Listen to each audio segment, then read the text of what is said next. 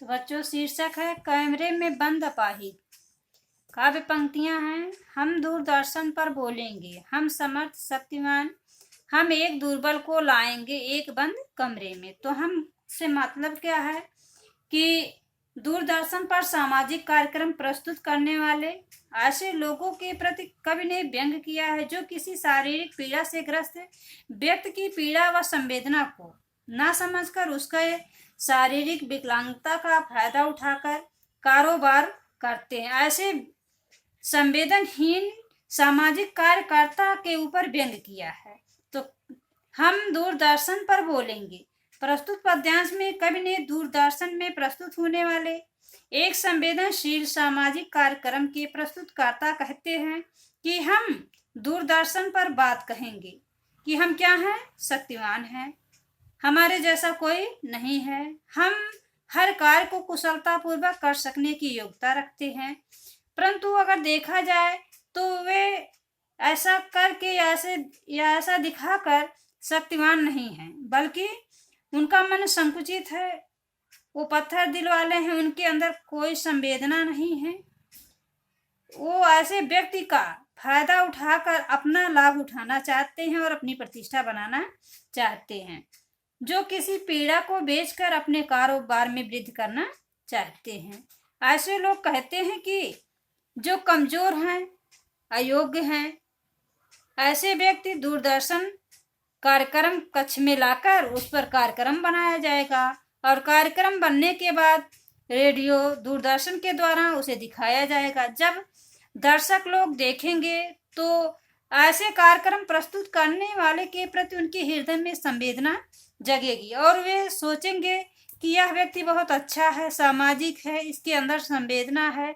यह जो व्यक्ति समाज में निरीह एवं गिरी नजरों से देखे जाते हैं, जो आशावान नहीं है, ऐसे लोगों के प्रति भी ऐसे लोगों की जिंदगियों को सुधारने का कार्य करता है। तो लेकिन बच्चों, वह कमजोर व्यक्ति की पीड़ा दर्द को टीवी पर दिखाकर, दूरदर्शन पर प्रस्तुत करके वह उनके दुखों को दूर करना नहीं चाहता, बल्कि ऐसे कार्यक्रम को प्रस्तुत करने वाले बड़े स्वार्थी होते हैं।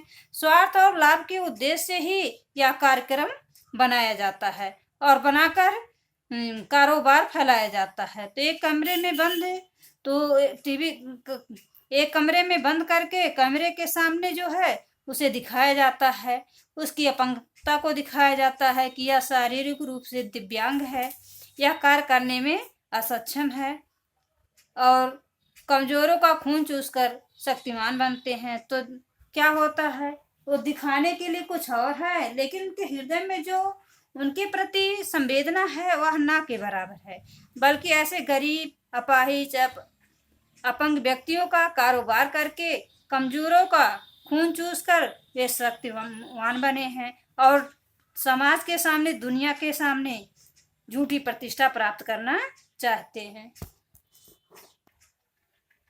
तो बच्चों देखो, उससे पूछेंगे तो आप क्या अपाहिज हैं, तो आप क्या अपाहिज हैं? आपका अपाहिजपन तो दुख देता होगा, देता है। कैमरा दिखाओ इसे बड़ा बड़ा।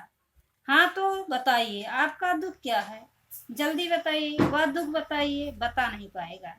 तो प्रस्तुत पंक्ति में कवि क्या बताना चाहता है कि जो दूरदर्शन के प्रस्तुतकर्ता हैं और अपाहिज व्यक्तियों का फायदा उठाकर कैमरे के सामने उस लाते हैं, जब उसका साक्षात्कार होता है, इंटरव्यू होता है, तो उससे अनेक प्रकार के ऐसे प्रश्न किए जाते हैं जिससे उसका दुख दूर नहीं होता, बल्कि उसका दुख और बढ़ जाता है। तो उससे पूछेंगे तो आप क्या अपाहिज हैं, तो अटपटे सवाले पूछते हैं, कहते हैं उस व्यक्ति से क्या आप अपाहिज हैं, तो आप क्यों अपाहिज हैं। इस तरह से प्रश्नों की बौछार उठ जाती है। तो आप अपाहिज हैं, तो आप क्यों अपाहिज हुए, कैसे आपकी ये दशा हुई। आपका अपाहिजपन तो दुख देता होगा, देता है। इस तरह से अनेक अटपटे प्रश्न पूछते हैं, वह जानबूझकर उससे पूछते हैं कि क्या आप अपाहिज हैं, यदि हाँ तो अपाहिज क्यों हैं, आप किस प्रकार अपाहिज हुए, आपको अपना अपाहिजपन दुख देता है तो किस प्रकार का दुख देता है।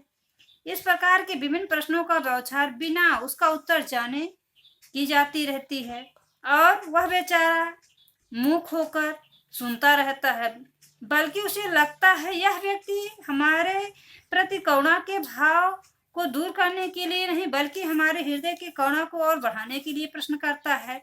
उस कमजोर व्यक्ति से इस प्रकार के प्रश्न पूछे जाएंगे, उसे बोलने का मौका दे बिना उससे बार बार उसके दुखों के बारे में पूछा जाएगा और जल्द से जल्द उनका उत्तर मांगा जाता है। वह अपाहिज व्यक्ति कुछ बता नहीं पाता। ये सब गतिविधियां टेलीविजन के कैमरे के सामने चलेंगी। उस कमजोर की पीड़ा दुख दर्द को पर्दे पर उभारने का कारोबार करते हुए उनके प्रति संयोजकों का रवैया संवेदनहीन हो जाता है। कहाँ वह कार्यक्रम संवेदनशीलता के लिए दिखाया जाता है कि लोगों के हृदय में ऐसे गरीब, ऐसे असमर्थ, ऐसे दुख से भरे हुए दिलों के दुखों को दूर किया जाए, लेकिन ऐसा होता नहीं है। संवेदनशील न होकर संवेदनहीन हो जाता है। वे अपने स्वार्थ के लिए उनकी संवेदनाओं को भूल जाते हैं और इस तरह से अटपटे प्रश्न पूछते हैं जिससे उसका दुख बढ़ जाता है। तो बच्चों, इस तरह से इस कविता में रघुवीर सहाय ने बताया है कि जो भी अपाहिज पर कार्यक्रम बनते हैं वह कार्यक्रम अपने निजी स्वार्थ की पूर्ति के लिए होता है, लेकिन जनता में लोगों की दर्शक की आंख में धूल झोंक कर यह दिखाने का कार्यक्रम प्रस्तुत किया जाता है कि हम गरीबों के मसीहा हैं, अपाहिजों के दुखों को दूर करने वाले हैं, समाज में ऐसे दुखों को उजागर करना चाहते हैं जिससे समाज के लोग के हृदय में उसके प्रति संवेदना हो और लोग ऐसे अपाहिज व्यक्तियों की सहायता करें। लेकिन उनका मकसद ये नहीं होता है, केवल दिखाने के लिए होता है और साथ साथ ऐसा करके वे अपनी प्रतिष्ठा को बनाना चाहते हैं और धन कमाना चाहते हैं। तो बच्चों, काव्य का सौंदर्य, कवि ने असहाय व्यक्ति की पीड़ा के साथ दृश्य संचार माध्यम के संबंध को रेखांकित किया है और संवेदनशीलता के जगह पर ऐसे कार्यक्रम को प्रस्तुत करने वाले को संवेदनहीन कहा है, क्योंकि वे दिखाते कुछ और हैं। उनके हृदय में उनके प्रति सच्ची आस्था नहीं होती, वे केवल धन लोलुप होते हैं, अपनी प्रतिष्ठा बनाना चाहते हैं। भाषा सरल, सहज, स्पष्ट एवं प्रभावपूर्ण है। अनुप्रास अलंकार का प्रयोग हुआ है। रस जो है करुण है। चित्रात्मक शैली का प्रयोग हुआ है। प्रश्नोत्तर शैली का भी नाटकीयता के साथ प्रयोग किया गया है।